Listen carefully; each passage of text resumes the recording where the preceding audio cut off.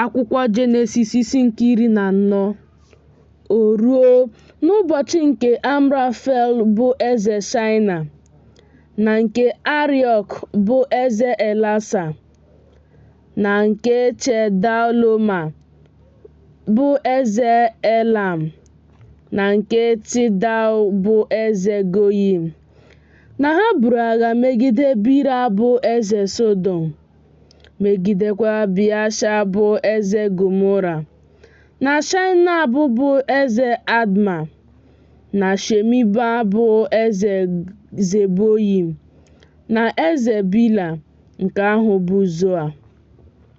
Ndị a niile jikọtara onwe ha n'otu na ndagwurugwu Sidim, nke ahụ bụ oke osimiri Nnu.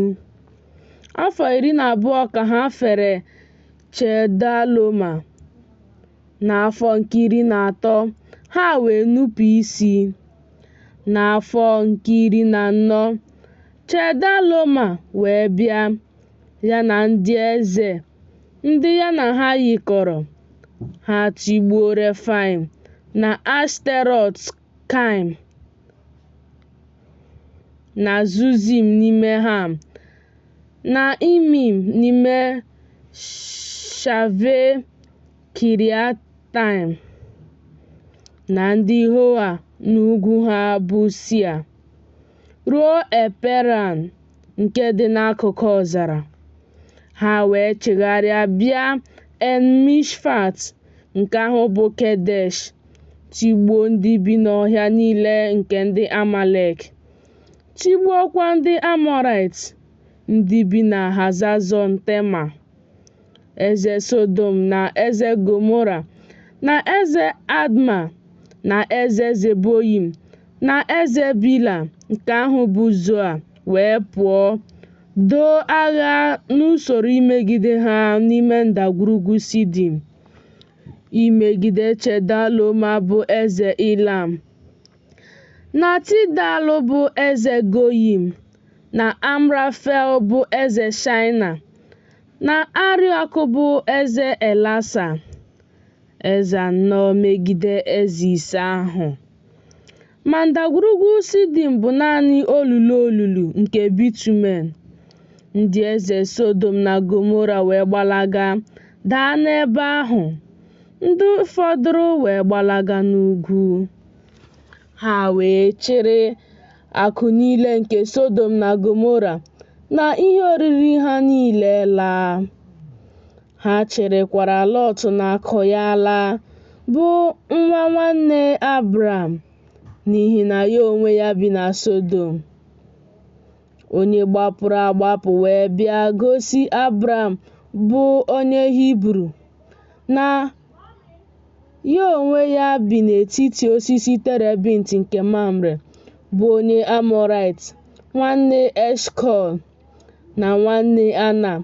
Ndị ahụ bụkwa ndị ha na Abram dị n'ọgbụgba ndụ. Mgbe Abram nụrụ na a dọtara nwanne ya n'agha, ọ chịpụta ndị ya eziri igbu agha, bụ ndị a mụrụ n'ụlọ ya, ọgụ 15 na 18. O wee na-achụ ha ruo Dan. O wee kesaa onwe ya imegide ha n'abalị, ya onwe ya na ndị ohu ya. O tigbuo ha, chụọ ha ruo Hoba nke dị n'aka ekpe Damaskọs. O wee chịlata akụ niile. Ọzọkwa, Lọt bụ nwanne ya na akụ ya ka ọ chịlatara, ndị inyom kwa na ndị ahụ. Eze Sodom wee pụọ izute ya. Mgbe o siri na ntigbu nke Chedaloma na ndị eze ahụ bụ ndị ya na ha yikọrọ latasịa, ruo ndagwurugwu Shafe, nke ahụ bụ ndagwurugwu eze. Melkizedek bụ eze Salem wee bupụta achịcha na mmanya vaịn. Onye ahụ bụkwa onye nchụaja dịrị Chineke nke kachasị ihe niile elu.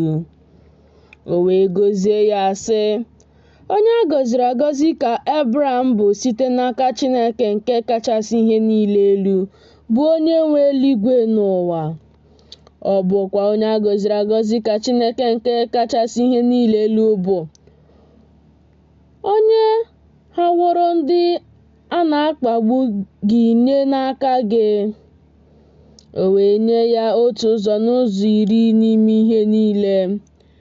Eze Sọdọm wee sị Abram, nye m naanị nke bụ mmadụ, ma were akụ n'onwe gị.